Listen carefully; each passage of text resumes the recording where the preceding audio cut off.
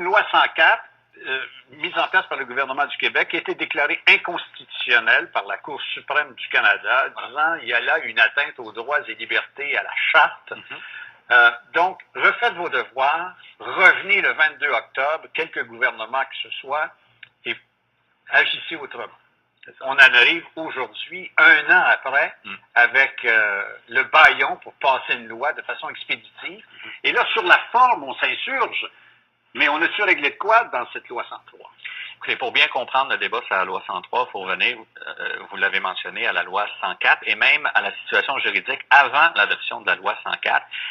Dans les années 90 et jusqu'au début des années 2000, il y avait une passoire. On pouvait, si on passait environ 1 an dans une école privée non subventionnée, s'acheter un droit d'accès au réseau public de langue anglaise, d'éducation de langue anglaise, subventionné par l'État. Avec la loi 104, on a mis fin à la pratique en disant quoi? En disant essentiellement que le temps passé dans des écoles privées non subventionnées va pas pouvoir être compté pour éventuellement prétendre qu'on devrait avoir accès au réseau public. Cette loi a été déclarée invalide par la Cour suprême du Canada sur la base de l'article, sans rentrer trop dans les détails, là, sur la base de l'article 23, qui essentiellement est la disposition pertinente pour savoir comment gérer l'accès à l'école dans la langue de la minorité au Québec en langue anglaise. Suite à cette décision, on suspend pour 12 mois, ce qui nous amène à la loi 103. Okay. La décision du gouvernement Charest dans le présent dossier, c'est de dire nous allons suivre la logique de la Cour suprême du Canada de la décision du 22 octobre 2009 et instaurer un système où, de façon substantielle, on va évaluer le parcours des étudiants pour savoir s'ils ont accès, après 3 ans minimum, au réseau subventionné des écoles anglophones. C'est ça où on en est rendu ce matin. Mais entre vous et moi, là, 1 an, 2 ans, 3 ans, 4 ans, c'est qu'on fait, on règle rien. On continue de s'acheter un droit, il coûte plus cher. Il coûte 3 ans plutôt qu'1 an. Exactement. C'est un peu beaucoup revenir en arrière à la situation d'avant loi 104 où essentiellement, au lieu de coûter 12 000 $ par année, ça va en coûter 36 000.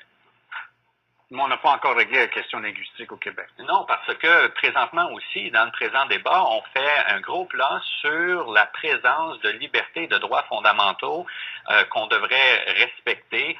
Or, ça distrait des vrais enjeux. Les vrais enjeux, et quelques-uns des intervenants en a fait la lecture, le souligne. Les vrais enjeux, c'est de savoir comment gérer des mesures de protection du fait français en Amérique par le biais de règles d'accès à l'école dans la langue de la minorité, j'insiste là-dessus, parce que c'est vraiment ça, à la base, la logique qu'on devrait suivre, c'est de se rappeler que le présent débat met en présence un droit d'accès à l'instruction dans la langue de la minorité. Or, M. Mongrain, pour pouvoir invoquer ce droit... La minorité canadienne ou la minorité québécoise? La minorité linguistique anglophone du Québec. Ouais, pour pouvoir l'invoquer, il faut que je sois un anglophone au Québec. C'est aussi simple que ça. Si on est un allophone, si on est un francophone, ces règles d'exception, c'est l'exception à la règle. La règle, c'est l'école en français. On peut avoir des jugements, puis une critique, etc. Mais dans le présent débat, c'est une question de droit des minorités. Et pour être titulaire de ce droit-là, il faut être un anglophone. C'est aussi simple que ça. OK. Ou encore avoir un chemin. C'est là qu'on rentre dans les... Exactement. OK, c'est là qu'on rentre dans toutes les patentes et dire, ben là, ça, 3 ans, 2 ans, 1 an, règlement, pas de règlement, critères, la feuille d'évaluation. Voilà. Exactement. Le Parti québécois dit, vous allez avoir recours à la clause non-obstant, qui est un interdit. Nous autres, on se prévaut de ça, c'est dans l'économie de la loi. Voilà.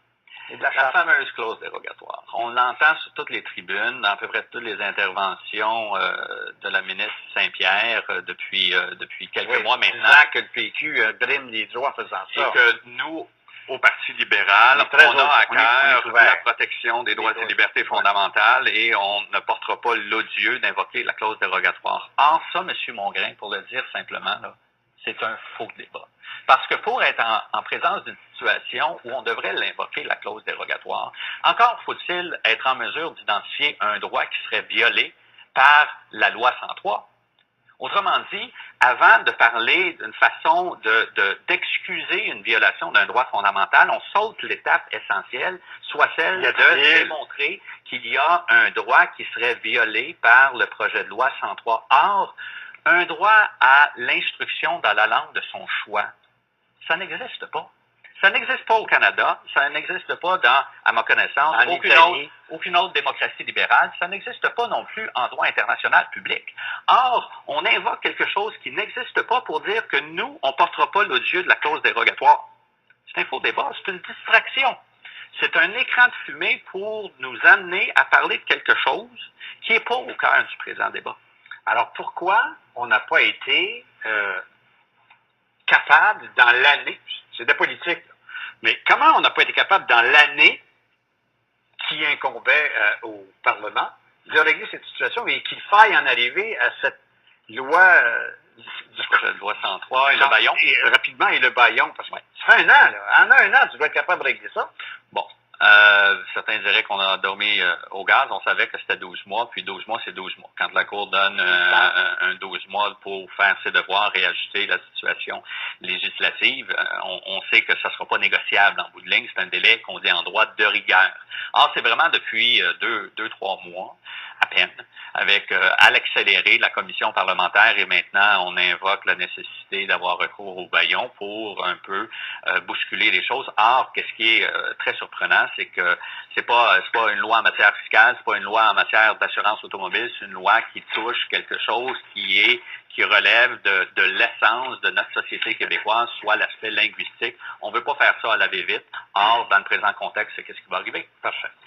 Une autre question, puis c'est peut-être même pas un problème, il y a des gens qui le voient comme ça, ou c'est même peut-être pas une question. Est-ce qu'il est possible, selon le libellé de ce qu'on se prépare à nous présenter, à nous passer, qu'un individu fortuné décide de dire, bon, ben moi, mon plus vieux, je suis francophone, là.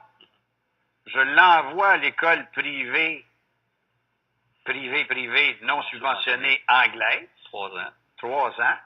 Puis que je continue, après ça, à aller à l'école anglaise. En fait, c'est ça qui est... je suis bien content que vous me posiez la question. Qu'il faut comprendre dans le présent débat, c'est que l'investissement, pour le mettre en termes économiques, école privée non subventionnée, 12 000 $ par année, fois 3, 36 000 $, va bénéficier aux plus vieux dans votre scénario et va bénéficier aux frères et sœurs et à leur descendance. Alors, dans un sens, moi, si je suis une personne qui autrement n'aurait pas droit à l'école anglaise publique au Québec, je me dirais, bon, je vais investir 36 000 $ pour mon plus vieux. C'est réglé, vous me dites, je suis un franglais. Puis les 3 qui vont suivre vont y avoir accès à l'école publique. Je n'aurai pas à dépenser un rond de plus. Le règlement ne plantera pas, là, quelque part, là? Ben, ça, c'est un autre aspect fort intéressant. L'intervenant, plutôt, soulignait que avec quoi il y avait plus de problèmes, c'est la réglementation. Cette réglementation qui va être précisée dans les prochains jours, c'est un nick à problème. Pourquoi? Parce que ça va donner des instruments au Brett Tyler de ce monde.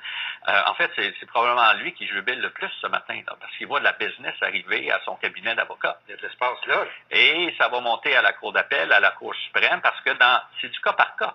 Dans chaque situation où on va être mécontent de la conclusion du fonctionnaire, on va emmener ça devant la Cour supérieure. Je ne vais pas faire de la philosophie avec ça, là, mais je pense que ça vaut la peine de prendre 2 minutes là, avant de passer à nos autres invités. Ça veut dire qu'en principe, presque philosophiquement, là, sociologiquement, il est possible, s'il y a une mondialisation importante et qu'on se rend compte que l'anglais, c'est la langue du pouvoir, de l'avenir et de la réussite pour sortir mon enfant de l'ornière, que je dise, j'investis 45 000, 15 000 par année, par un chiffron, l'inflation quand même.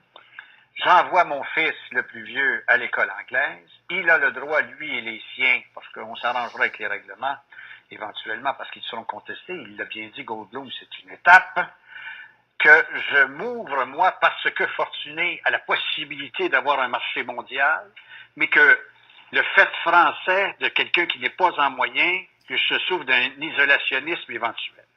Ça se peut-tu, ça?